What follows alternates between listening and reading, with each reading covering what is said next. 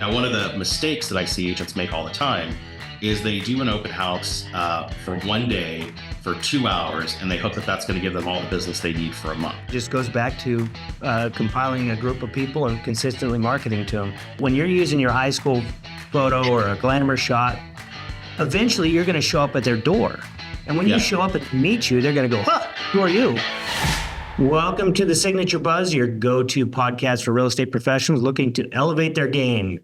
Today, we're going to jump into marketing ideas for real estate. I'm joined with, as always, my co-host, Chris Bishop.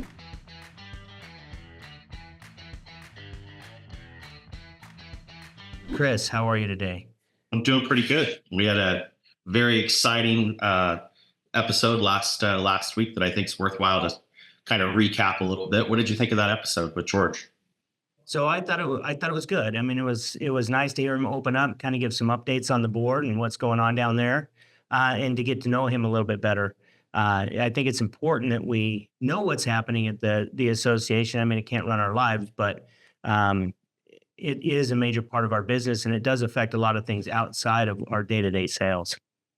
What were your thoughts? The biggest thing I took away from it is George said, "Give me some grace," and so I think he's earned it. I think that he has a tough road that he unfortunately he didn't cause, and so he's trying to pull us out of it and make everybody happy, which that's almost impossible to do at the association. And so I, for one, enjoyed the information. A lot of the myths and misinformation was cleared up, I thought. And so whether you like what the association does or you don't, I think the important thing is no one is getting paid to sit down there and take all the crap they're getting. And so it's pretty interesting that someone at his level of business and, level of activities to it is willing to go down there and be beaten up for free. So, but yeah, it was good info, and I enjoyed talking with him. Yeah, it's tough sometimes to watch, especially like you and I have both been past presidents or been presidents of the association. You work real hard down there to try to achieve things, and then to see it kind of go in different directions. But sometimes we got to remember that it's not our fight anymore necessarily on the day-to-day stuff, but still involved on the state level too. And something I got to do this on February 20th, this past week, we're recording this, was the legislative day at the Capitol. And that was pretty cool. You were probably where you needed to be because it was your wife's birthday, spending time with her. But, me, Tom, and Keith were all up there. It was kind of a neat experience, something that the state hasn't done for a long time. And to be able to walk the Capitol and walk in and out of our assembly members and Congress or Senate members' offices and talk to them, it was pretty neat experience. Yeah, I got to do that, and I think the last time we did it was 2017 or 2018. And we didn't get to do the full thing like you guys did. We were just in a little room in the back of a lounge across from the Capitol. And, all the legislators came over and we got to mix and mingle with them. But you actually got to go on the floor, right?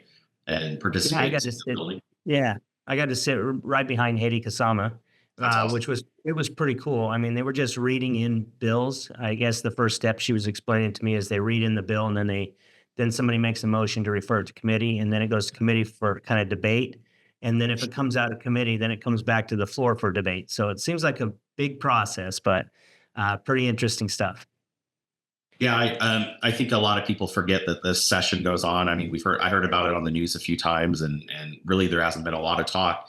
And then the session's over, and all these bills get crammed down our throat. And the interesting part about the role that we're playing is we get to read many of those bills, so we know about them, what's coming on, and then we get to see the stuff that doesn't pass. And you're like, oh my God, why would someone try to do this to the public, right? And some of those bills are just wow, and others are really good.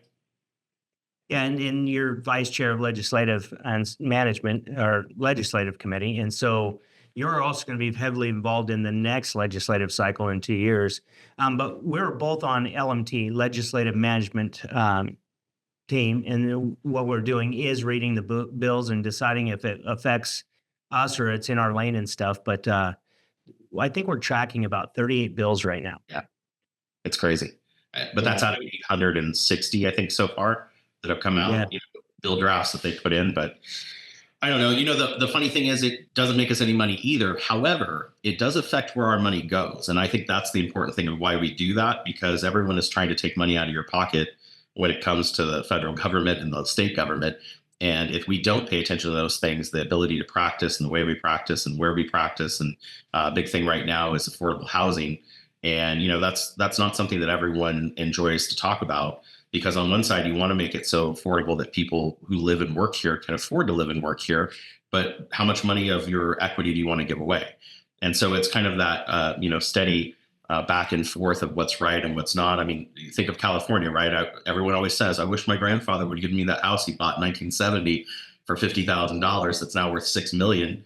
No one's really upset when they get the 6 million, but they are upset when they're trying to afford it.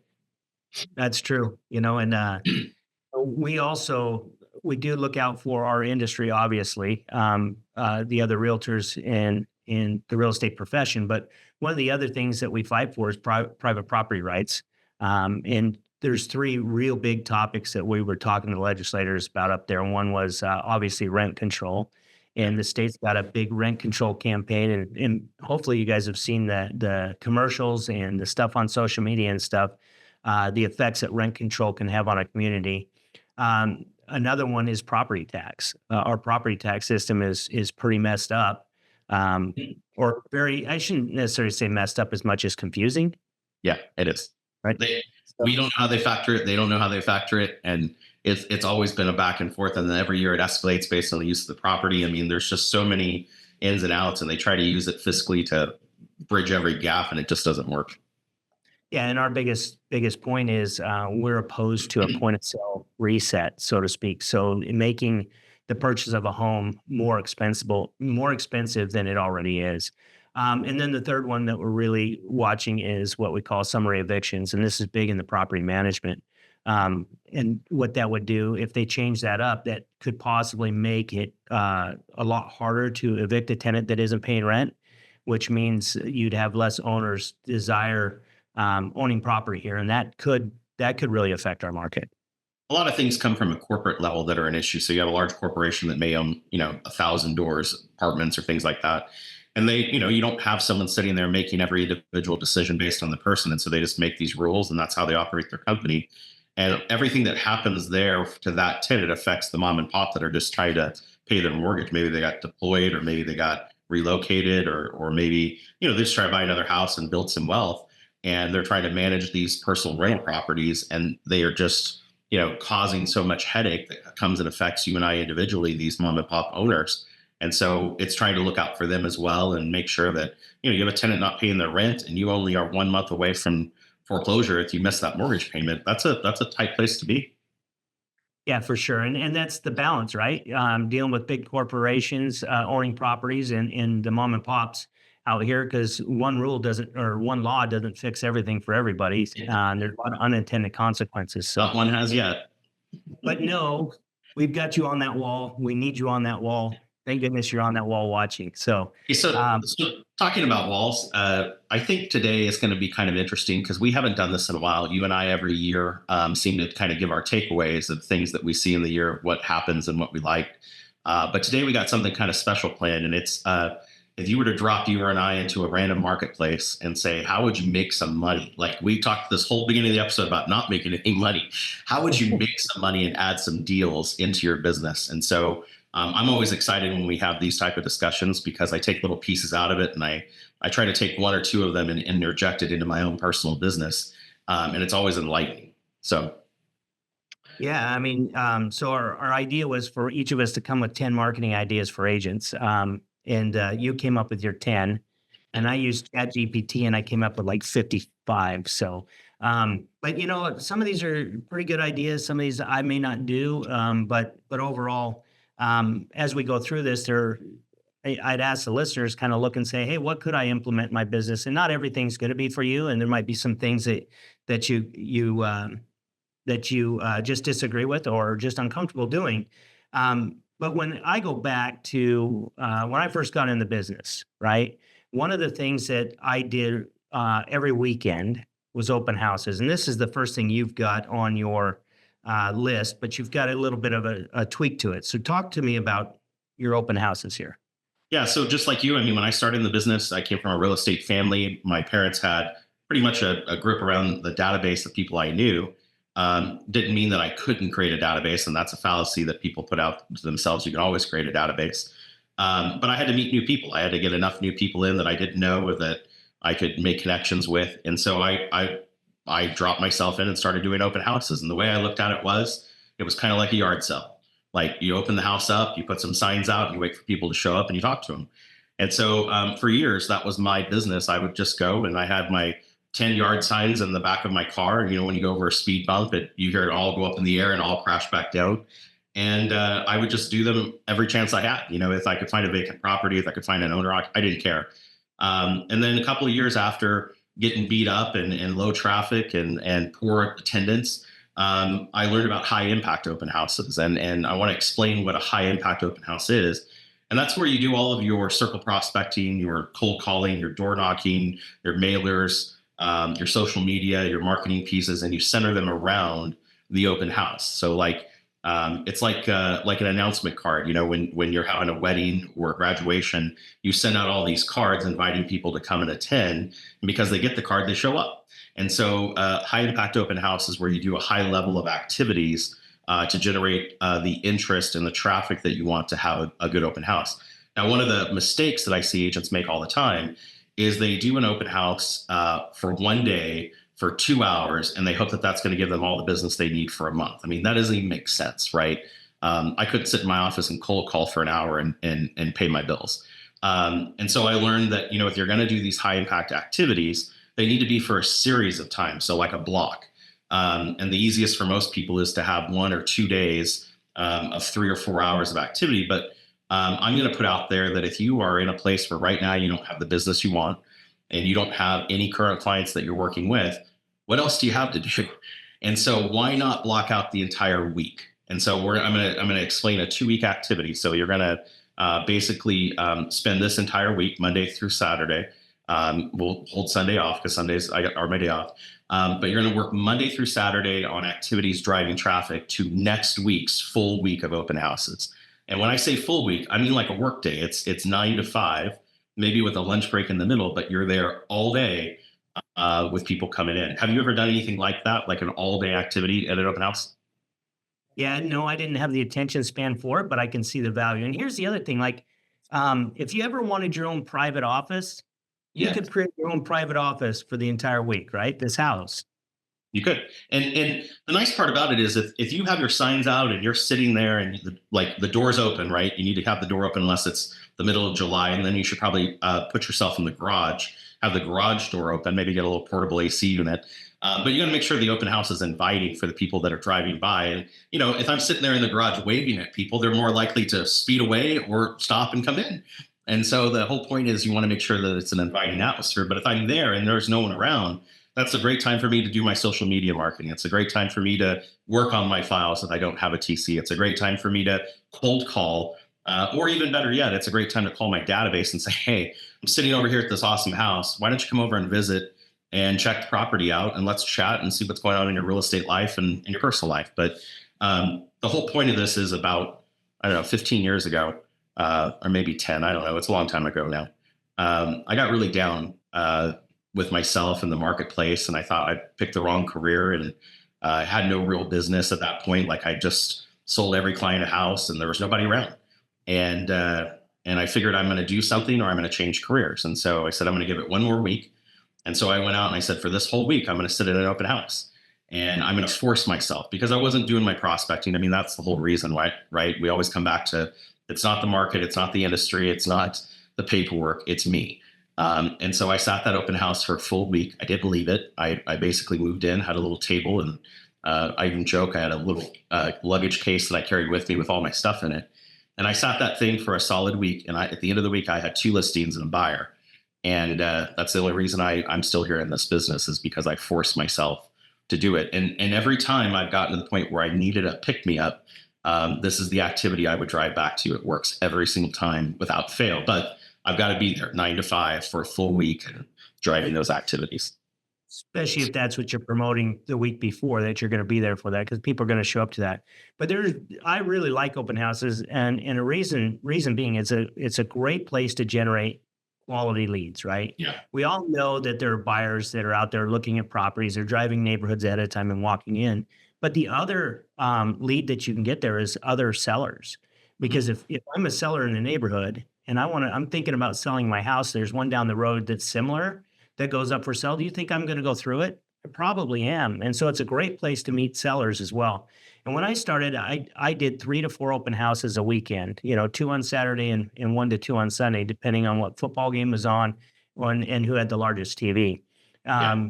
Because I could sit there and watch football or work on my business and have an opportunity for somebody to come in, or you can hide at home or do something else and not have that opportunity. So by putting yourself in the market's good. The other reason I really like open houses is high exposure to the market.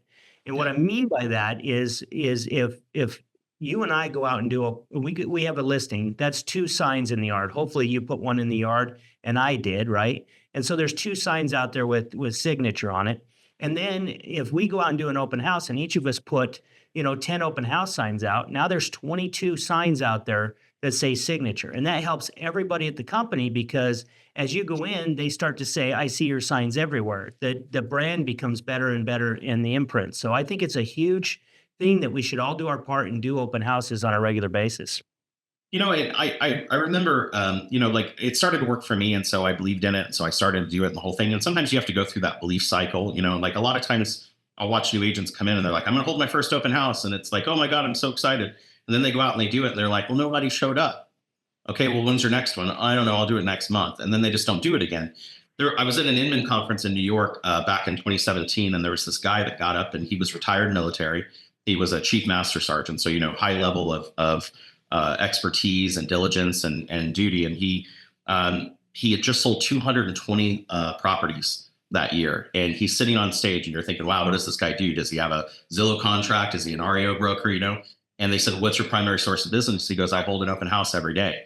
And the guy on stage goes, what do you mean every day? He goes, every day from 2 to 6, I hold an open house. He goes, it may be the same house until it sells. And even after it sells, like if it's in contract, I still hold it open. And he goes, because it's not about the house, it's about the people and interaction within. And he goes, well, why do you do that? And he goes, because my first managers told me to go out, hold an open house and stay there until I sell something. And he goes, so I did it every day.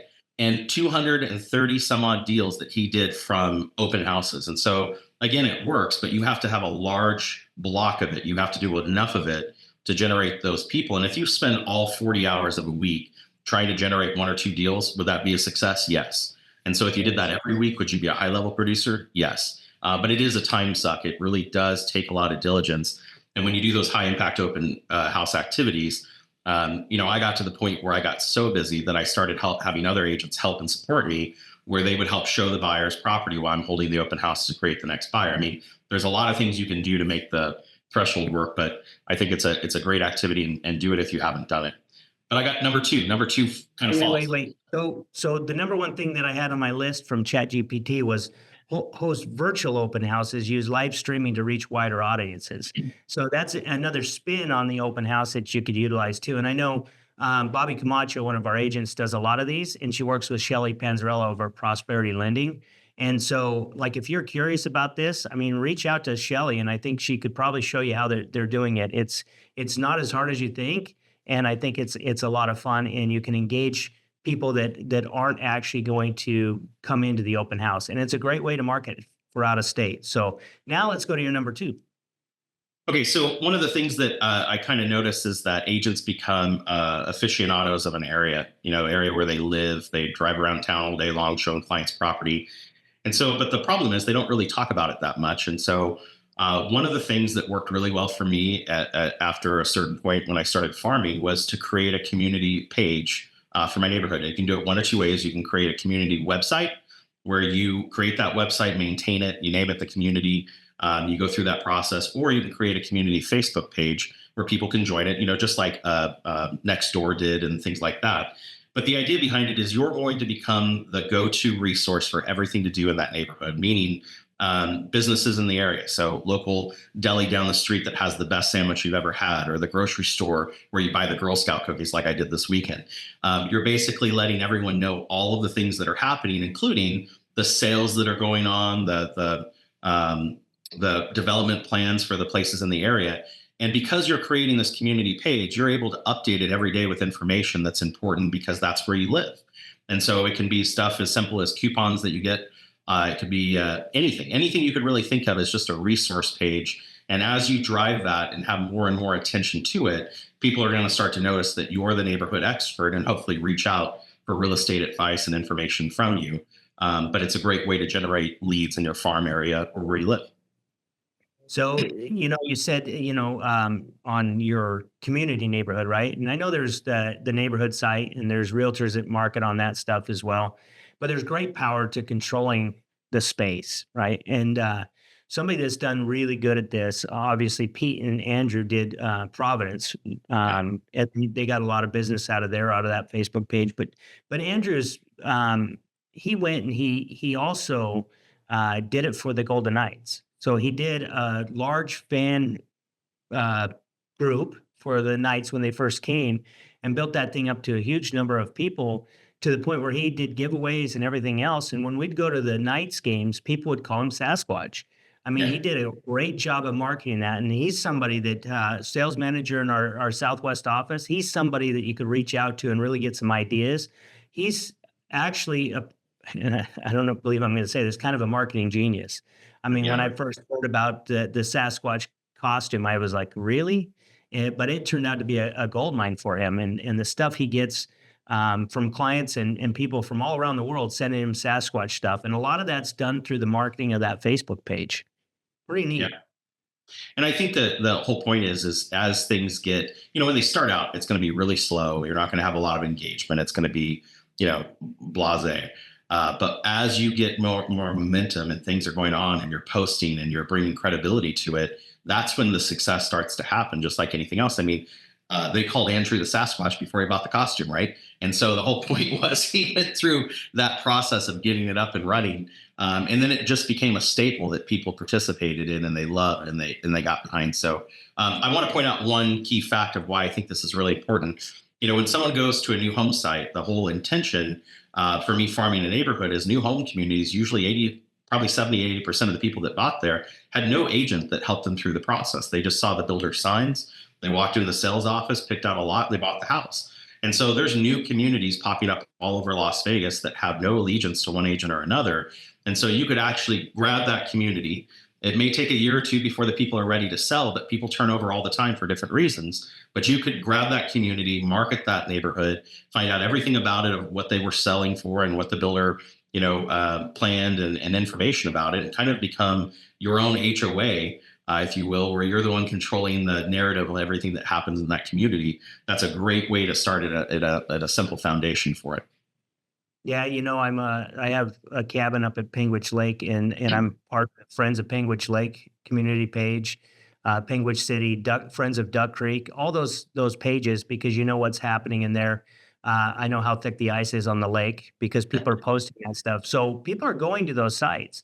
The hard part is building up the followers, right? And so there's ways you can do that. But one of the things that Andrew did is he just found a page, went directly to the admin and bought it from him. So there's ways to jumpstart that. So start thinking outside the box of where you'd like to market, and those pages, people are there. So, and that's where you want to be, is in front of the consumer. Yeah. All right. Number three kind of piggybacks on this a little bit. Hey, when you were a kid, did you have a paper route? Did you ever do that? No, but I always wanted one. My mom did it. So my dad's ex-wife did it too, and I would go along with her. Like 2 a.m, she would go down to the RJ and get a truck full of papers and take them to local businesses and drop them off for the morning paper route, right? And so I think a lot of agents forget about the fact that, if you're going to work a community or an area, people do go into these businesses all the time, and these businesses want to network. Like you go into a barber shop and you look on the wall and you see a bunch of real estate agents' cards, or you go to a restaurant, you look on the table and you see some real estate agents' cards. Question is, why isn't your card there, right? And it's usually because you think, that I don't do that. Or you buy a poster in the grocery store or at the golf course that down the street. It's really not that hard. I just checked this morning. It's $10 for a flyer stand, to buy those really nice plastic flyer stands. And so the recommendation is that you go to some local businesses in the area and you market to them like a paper route. And so, like, you put that flyer stand up there and say, hey, could I market my listings that I have in the area here so that people who come into the business may want to move to the community have a resource of where they could move to? By the way, would you like to piggyback on my open house with some food or a coupon or something else? But the whole point is that you're creating a paper route of businesses that you can go to on a regular basis, maybe once a week, just to drop off flyers and say, hey, it's Chris, your local Las Vegas realtor. I'm just here to drop off some more of these flyers. I sold that listing. Thanks for your help. But you're in front of someone every single week talking about real estate, which I think is the goal of prospecting, right? And so it's just a way to get into these businesses and to have them say, hey, you know what? We're supporting Chris. He's our local realtor. You and I know several agents. I think of Robin Smith. I think of Brian Burrows. I think of these agents that have gone to builders and they've done the same thing where they went to the builder every day, got to friend the sales rep, and the sales rep was referring them listings. I mean, doesn't that sound like a good way of building business? If you can't get into that space, go to these businesses because they'll do exactly the same thing. The funny thing is you're already visiting businesses on a regular basis. I mean, just think how many times you drop off dry cleaning. And Yeah. so they see you, they get to know you, and I'm sure if you had the conversation, they'd allow you to put some marketing materials out there. I know my dry cleaner would, and I don't have any of mine, but one of our agents has his business cards on the counter, so I know my dry cleaner does his clothes as well. But I think I mean, and that's no extra time out of your day because you're already doing those things. Then you think about all the businesses around, just even communicating with them, like our Green Valley office is in the district. Can you imagine how much business is done by people that work in the district? Like, you could build your entire business just networking and farming the district. So I just think there's a lot of opportunity to get out and actually start having conversations with the people at work, whether it be your server or whether it be your banker or whoever. I think it's important to start having those conversations. And I like this idea of actually putting stuff up in the location. And how many people do you think would actually say no? I think that any opportunity, like the listing one for me was a like a light bulb, right?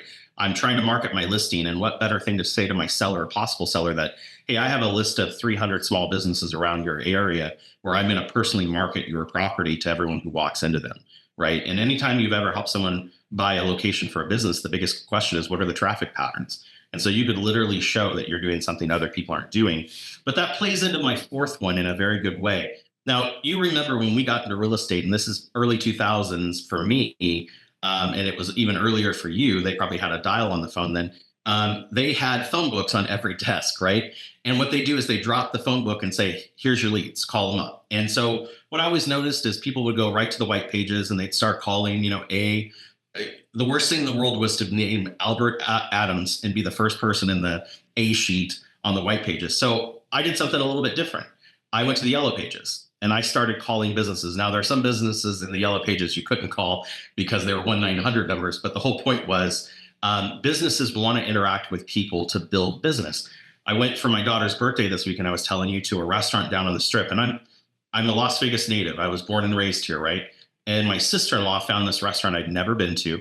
And we have this amazing meal. And at the end of it, my sister-in-law says, did you get your locals discount? And I said, my what? And she goes, your locals discount. Did you ask for it? And I said, well, no. And she goes, well, they told me when I made the reservation, because you're local, you should ask for it. They took 25% off of my bill, which was $100. They took $100 off of my bill because I'm a Las Vegas local. And it just clicked. Number one, I've been getting screwed by all these restaurants I've been to that offer a locals discount, but you got to ask for it. But it also played out to the idea that I should be going to every business owner I know and saying, do you have a real estate program for your employees and yourself? Meaning, do you have a program that you refer to this agent who's going to provide them with some type of benefit? It could be a discount on your commission. It could be a credit towards closing costs. Whatever you're going to do, make sure you run it by your broker to make sure it's legal and okay. But the whole point is I could go to business owners all over the valley and I could create a real estate rewards program for that business owner to provide to their employees to generate business I didn't have. Yeah, and in reverse, you could get them to offer rewards to your clients, as a benefit of being in your after sales service program or your database, so to speak, that these people could go into their store, so you can drive traffic to them as well. Yep. And Brandon, I mean, like I'm starting to think about this over the years. I mean, I'm talking thousands and thousands of dollars I didn't ask for that pretty much every business out there, in order to drive more business, is offering something. All I had to do was ask. And so now every place I go, hey, do you offer a locals discount? Some have said no. Like I had one restaurant say, no, I don't. And but actually referred me to a restaurant that does. That was funny. But the whole point is that if you're out there mixing with these businesses, I looked at my database and I realized that I have all of these business owners or people that work for great businesses in my database that are my connection to open the door. I really did this. This works. My cousin worked for America First Credit Union, one of the banks that was, here in town. I think they're up in Utah as well. And she was their marketing person in their marketing department. And I said, do you have a real estate rewards program for all the credit union members? And she said, no. And I said, well, go to your boss, see if they'd be open to one and let me know. And they said, yeah, they would be open to it. And so I opened the door, we had the conversation. And for 2 years, I had a link on their website down at the bottom that said for real estate needs. And I got several deals from it, not as many as I'd hoped for. They didn't really market the heck out of it. But the point was that conversation led to that happening. And for 2 years, I had a great opportunity. And then they went into a bigger program and I got ousted. But the point is, there are business owners all over that could help you make that program help. Yeah, that's good. Again, it just goes out to talking to people you don't normally talk to about real estate. So, what's your number five? Okay, this one is so old and antiquated, it always works. Create a farm, but not the farm you're thinking of. Create a farm of 100 most likely sellers in the area around where you live or around one of your listings. I don't care where it is, but get those 100 people. And the easiest way to do it is to go to your title representative. They have analytic programs that they use right now where they will actually say, here are the 100 most likely sellers within a mile of this area that probably will sell their home in the next year or even faster.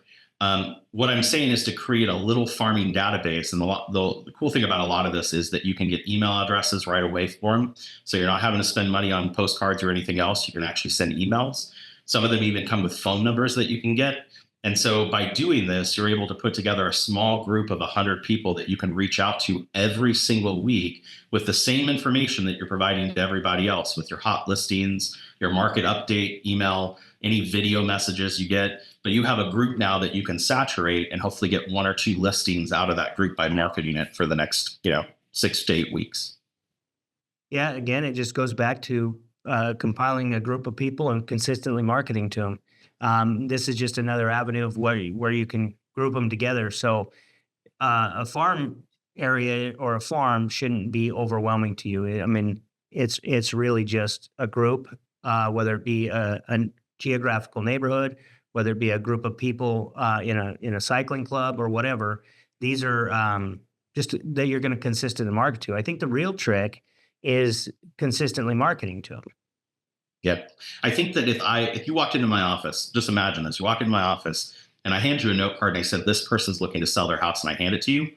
And you're looking at a name, a phone number, an address, and an email address. And you're thinking, well, Chris said they were looking to sell. What would you do? Well, you'd call the number and maybe they answer or they don't. Would you get in your car and drive over there? Like if you knew that they were looking to sell, you probably would. And so if you really wanted to be aggressive and not cost yourself any money, you could get in your car and drive out and knock on the door of these most 100 likely sellers, because that's what the analytics are saying. They're likely to move. And you can, act confused. Oh, I got your information. They said that you might be looking to sell your home, and I just wanted to stop by and drop off my information. Did I have that correct? Well, no, we haven't even thought about it, but we'll let you know when we are. Right? I mean, those are the things that could happen if you did it. You and I know several agents that every day door knock some properties that are expired, and they get listings like crazy because they're aggressive in the activities that they do, but they're also focused on the outcome and the results of what they're looking for. So it's another great way to generate business. You think about it, the expireds are basically identified likely sellers. I mean, it's the same thing you're talking about, right? It's just a different way of receiving them, but the analytics show it. So that's Those are the good. Glengarry leads, right? Those are the Glengarry leads. They're the good leads, and you can help. So number five, I believe we're on, is one that my brother. I have an older brother with an awesome family that he has, and he travels around the world. He's a environmental lawyer, and so he's always sending photos of. I think he was just in Fiji or someplace, checking water temperatures and stuff. And every year, his wife sends out a newsletter about their family. And here's where so and so is, and they just got engaged, and here's their cute little dog that they adopted. And I mean, like every year I read it. And what it taught me is that people will engage consistently with you if you create a way for them to do it. And so the next one for me is create a real estate newsletter about you, your company, the Las Vegas marketplace or community that you work in, and all of our sub communities, as an example of that, and provide something with consistency. So either by email or video, whatever you're into. If you're really good at writing up a newsletter and you feel good about, like you're maybe an English major and you sound really good when you write it, or you're good at chat GPT, and you can do that, fine. But if you're not comfortable writing things, do it by video, like special report, you could do that type of thing.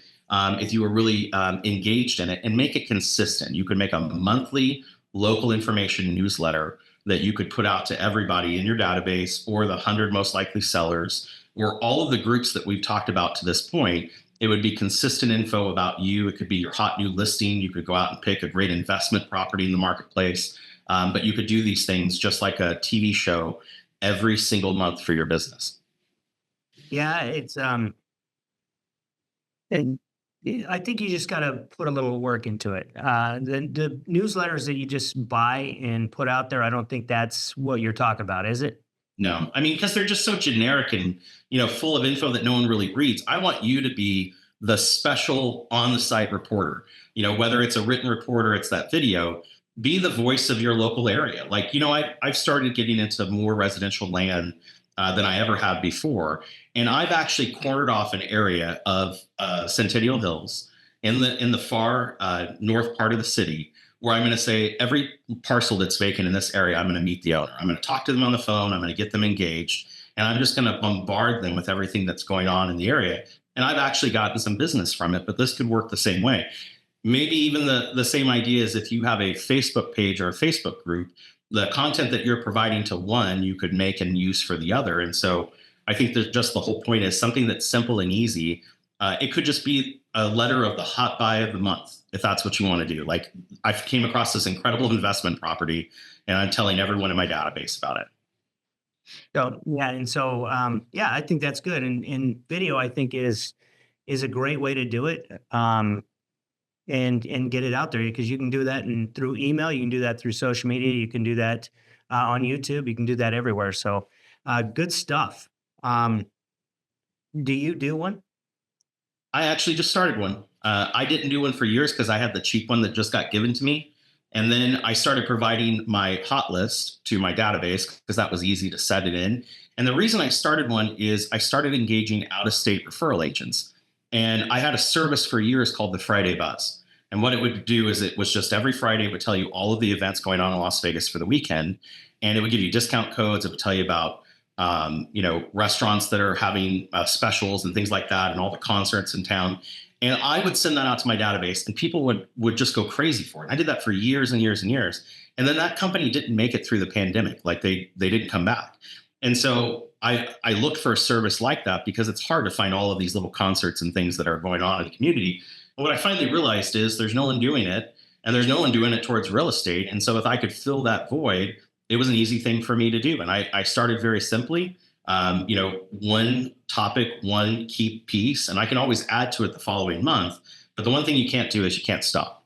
And I think that's the problem I had, is when that service went away, I stopped and I lost the business that I was getting from it, to the point where people actually called me and said, "Hey, I don't get that email anymore. Can you send that to me?" And I'm like, "Sure." So that's the thing. Be consistent. I'll get right on that and create one. Well, video is Nice. so easy now. Like, just like we're doing this, if all you can do is talk, then talk. I mean, tell them about what's going on. Tell them about the restaurant you went to and how great it was. But at least it's something that you're sending to your group. Very good. So number 7. So this one, my wife brought me. So my wife owns a company called A to Z Transactions, where she does transaction management for real estate agents. And believe it or not, the biggest chunk of business that she's gotten has been from LinkedIn. Like, for agents that she didn't know, she has a very professional page on LinkedIn. It has a link to her website. It has some reviews on it. All the time, agents are connecting and reaching out to her from LinkedIn. Now, I'm going to be honest with you. When LinkedIn came out, I signed up. I had a page. It's got my old photo on it, the one where I look good. And I haven't been on it since. And I have hundreds of people I've connected with, and I just kind of migrated to Facebook, and that's all I paid attention to. And then I pulled it up the other day, and I have like 300 messages in there of business owners and people that want to connect with me to do business. And so I went in and updated my contact info because it was all old and wrong. And I went and took the whole process and said, I'm going to identify 2 or 3 people every single month that I'm going to take from LinkedIn and add to my database. It's a very simple way to do it. They all want to connect anyway, and they expect that you're going to be sending them business information. And so, my goal for everyone on this call is to go to your LinkedIn account or create one and find 1 or 2 people a week that you could take and add to your database to create a larger base of people that you could work for business. You know who's really good at this at LinkedIn is Roya. Roya Oh, really? works her LinkedIn. Yeah. Yeah, she recruits agents by it. She sells real estate by it. I mean, it's a really good platform that I think most that our industry is really overlooked. I mean, everyone jumped on Facebook and Instagram and all those things, and they're great. Yeah. But LinkedIn is the business Facebook page, so to speak. And there's a lot of business there. I do pay for the upgrade where I can see who actually looks at my profile. And Oh, you'd be pretty curious. Yeah. Why were you on my page so much, Chris? No, it's pretty interesting the people that check out your profile and how they get there too. So there's great opportunity there in messaging people through there and communicating. They want to, it's for business, so they're more likely to want to talk about that kind of stuff. So yeah, I think that's a great takeaway from this show is if you're neglecting your LinkedIn page, you probably should stop and look at you it. know, one of the things I'll add on there that kind of surprised me a little bit is that I, you said stalking.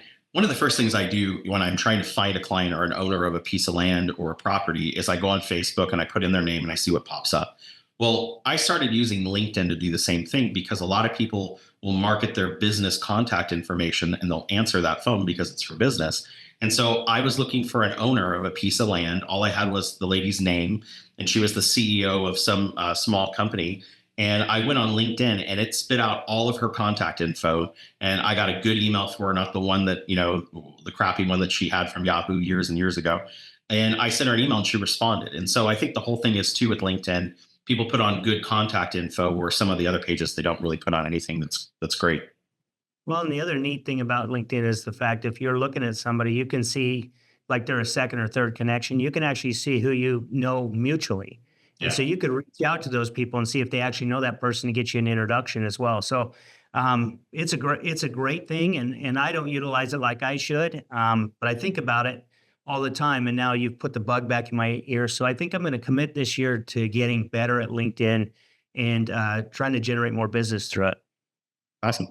All right. So the next one is a very old real estate process, and some of these things that are old and antiquated work really well. And so what I noticed is I used to always send updated value reports on the assets that my clients own. And then I went to a digital system that where I put their information in. I use a thing called eProperty Watch, and I put them in, and it sends them a monthly email that kind of says, here's what your property looks like and here's what it's worth. And it comes with a little newsletter and stuff. And the best part is it's free 99 through the association, the Las Vegas Board of Realtors. But I got away from sending my annual reports to owners. And I made a commitment this year in my business planning that I was going to send every owner a packet, like a packet in the mail in those big vanilla envelopes. And I'm going to have their value of their home and a market report from me and information. And I'm going to send them out in the old postal service. And so things that like that still work. And when someone gets a package like that in the mail, what do you think their first response is? Usually they'll pick up the phone and say, thank you. Thank you for sending me that packet on the house. I appreciate it. Or better yet, a couple of days after you think it's arrived, call up and say, did you get the update of the value of your home? Do you have any interest in cashing in? Because most of the people in our database that have an asset, it's probably gone up in value and they have some equity and they might be looking to sell it. And it works. So another place you can send these out is Real Scout, which we provide you. Yeah. 99 for you as well to send out the stuff via email, like on a regular basis, the update. But I like the fact that you're talking about sending out via the U.S. Postal Service. Not that I'm a fan, because it takes sometimes a little long to get stuff, but You're right. When you receive that package, that's going to be a much different presentation or experience for that person. And if they were in the market to sell or had more questions, I could pretty much guarantee that they'd give you a call at that point. I realize that there are people in my database who I sold homes to years ago that are still in the home. And we may have lost connection or lost, like I had a lot of uh, other sides of these REO deals that we would do. And there's one guy, I sold him this house and I worked for auction.com, and he bought the house at the open house that auction.com made me host. And I never added him to my database. I don't know why. I felt horrible about it when I found out, but I went through my list of all my past sales and I'm like, what is this house? And he's still there. He bought the house for $80,000. It's worth 550 at least, and he owes nothing on it. And so he was the first person I sent one of these out to, and he actually answered the phone when I called. And he says, "Oh yeah, I haven't talked to you in about 10 years." And I said, "Yeah, you're still in the house. Any interest in selling?" He says, "No way. I'm going to stay in this house forever." And I said, "Okay, I'll call you in another 10 years and see if you're still there." But the whole point was it does work. It does create that engagement. And now he's on my list every single month. Yeah, no, that's great. Part of being a great, successful real estate agent, though, Chris, is the art of selling the wrong house so that they want Yeah, to sell it, not stay in it forever. I know. All right. Um, So this number eight, no, I'm sorry, number nine is one of grace and humility. Um, I realized last year I worked with about 15 co-op agents that were on the other side of my transactions. And a long time ago, when I got into the management of real estate offices, I realized that everyone in the deal has a value and a value to my business, especially the co-op agent out in the marketplace. And so I'm going to explain how this would work, and I'm going to explain why it would make business. I want you to call every single one of the co-op agents that you did a deal with last year and thank them. Call's very easy. "Brandon, thank you so much. We did that transaction last year. I really appreciate your help and support in helping me build the business I was looking to hit. And I just wanted to say thanks again. And let's see, how can I help you? Do you have any hot new properties that you're getting ready to list that might work for my buyers? Are you looking to make a change in your real estate company, and have you considered Signature? What can I do to support you and your business? By the way, would you be okay if I send you my upcoming great deals in my business? I'd love to be able to tell my sellers I have great agents like you on the other side ready to sell them." I have built team members on my real estate team because I've connected with the co-op agent. I've built people into this company because we've worked together on those transactions. None of that is bad for business. All of it leads to some great outcomes. And now with the referral program that we have here at Signature, I could get my $100 a month waived by bringing 3 people to the company. And so this is a great way for me to attain that goal just by saying thank you. And that's big too. When you go into markets when there's not a lot of inventory or it's very competitive, by knowing ahead of time that something's coming up gives you a kind of a jump start to rally your people to maybe get that sale. So I think we overlook how valuable the other person is on the other side, and I think so often that the agents in the transaction come at it kind of in an adversarial type thing. And so by building these relationships and actually following up with them and caring about their business and stuff, I think makes you a better agent too. And you're more likely to get your offers accepted in the future. Now you hit the point. What really matters in that is that because of this type of activity, I have actually had an agent say, "It wasn't the best offer, but I want to work with you." And I told my client that. I told my client how you do business and the fact that you stand behind what you say.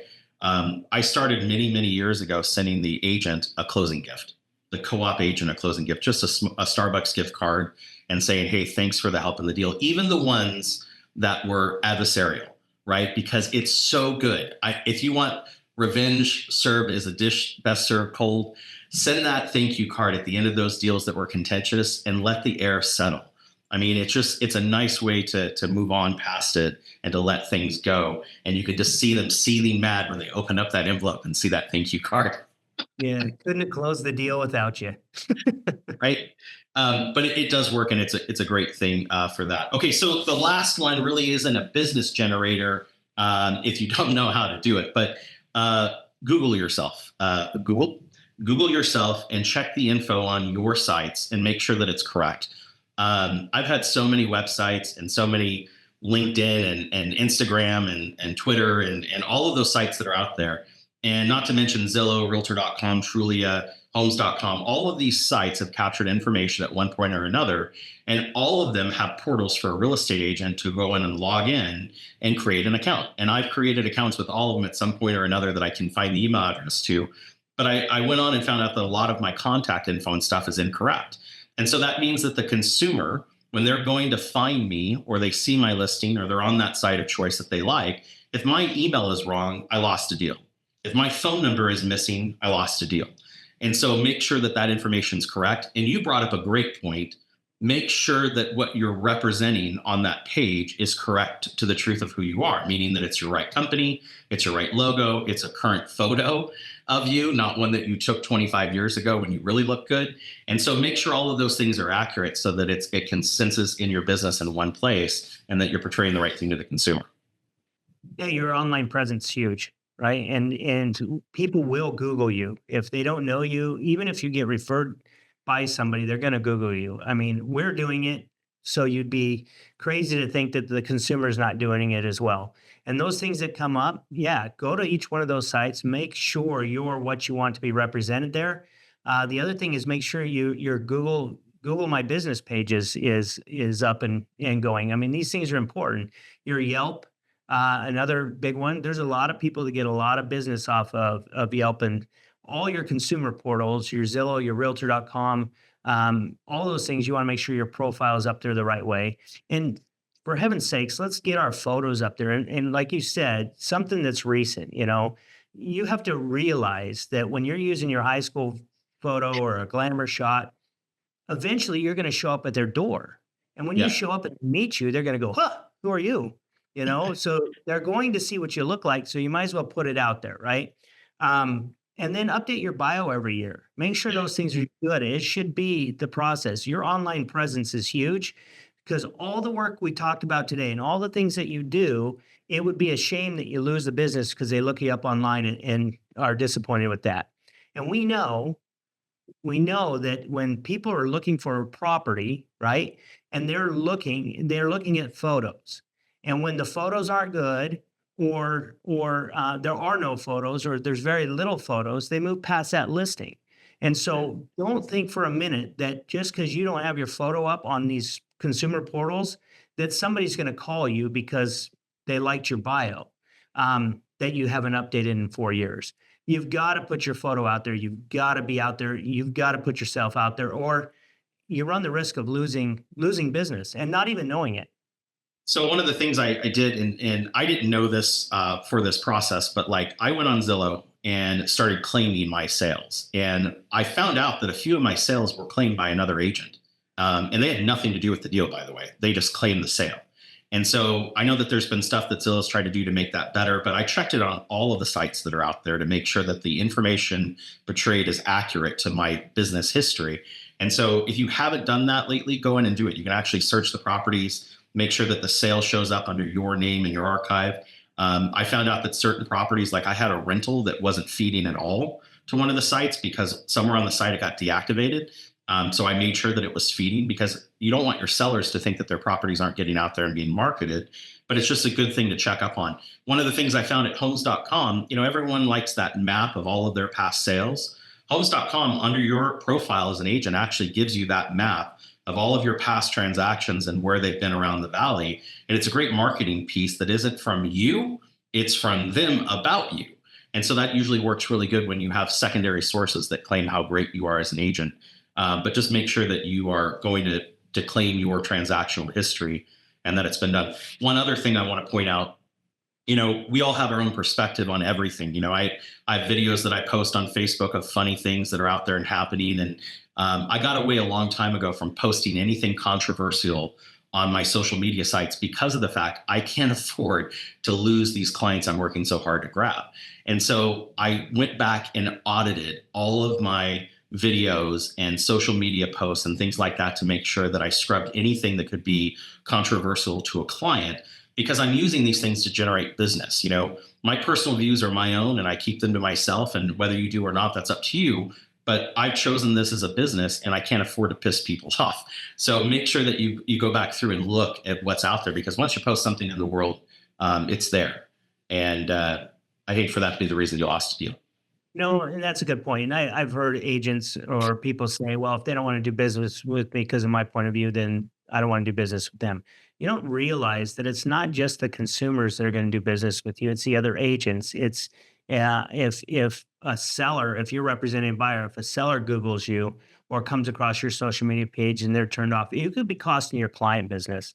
Yeah. Um, I believe in free speech. I believe you have the right to say what you want, but I think you need to be careful on, especially when you're in a business like ours, and we rely so much on the public that you are conscious of that. The other thing I would say is that when you create or when you go to your consumer portals, make sure your login is the email that you use for the MLS, because that's how a lot of them sync up, and make sure that you're getting the feed across that gives you credit for the stuff. So just make sure that your email on the consumer portals matches your MLS email. So it was kind of funny. We were at an NAR event just a couple of years ago, and there was a speaker, and I don't remember who the speaker was, to my detriment. I just don't for the life of me. And says, "I want everyone in the room to take out your phone, and I want you to go to Facebook right now. And I want you to go to the About You section on your profile, and I want you to raise your hand if you can find your phone number on the About You section." And so people are looking at it, and you see one or two hands start to pop up. And it was staggering that out of a group of 10,000 realtors that were in the room, there weren't that many hands. Meaning that if a consumer went to that site, they couldn't find your phone number easily. Now, I understand they can instant message you, and we all get that, but try to explain that to every client you have, how that works. It's the point of, you're using this to market yourself as a business and you don't have a phone number. And so an agent I was talking with said, "Well, I don't market my personal phone number for safety." Completely valid point. Get a secondary line that you can market that tracks back to the number you want to have them call. We used to use Google voice lines all the time that we would put out for different marketing pieces, and we'd know when that number came in what it was all about. You could do the exact same thing, but if a consumer can't easily find your number, they're off your site and on to the next real estate agent that they can find. So just don't let that be the reason you lose a deal either. And many contact managers systems today, like Follow Up Boss, for example, gives you a phone number that you can utilize. So utilize those too. That'll protect you on the safety issue as well. All right. Well, I mean, we covered a lot today. There's a lot more out there, a lot of different ways. And what I would say is this: don't you hear a great shiny idea today? Don't abandon everything you're doing to chase this one idea. The idea of this show was really to give you more ideas to implement in your business, not to replace what you're doing. Because the consistency you do over time is how you're going to get your results. And something that you've been doing consistently for a year, 2 years, 3 years, that maybe isn't giving you the results yet, might be just right there, right around the corner. So don't just abandon and chase every shiny object, but think about it through today's episode of what could I implement in my business, or what am I willing to commit um, to help generate some business. Any Yeah, final absolutely. thoughts? Yeah, I just like you said, you go to a great conference and you hear so many great business ideas. Like, I think of the Mike Ferris Superstar Retreat. I go to it every year, and it's 3 or 4 days, and it's just jam packed full of information. And I come out with a notebook, right? And I take that notebook and go back to my office, and I used to put it in my desk drawer and say, "Well, I'm going to use that later." And 3 years later, I find it, right? So I started instituting a small percentage point process where I would go in and circle 2 or 3 items out of the book that just resonated with me. And I would take those small items and try to enact them into my business, not everything that was said, because I'm going to go back again next year, just like you can come back and watch this episode again.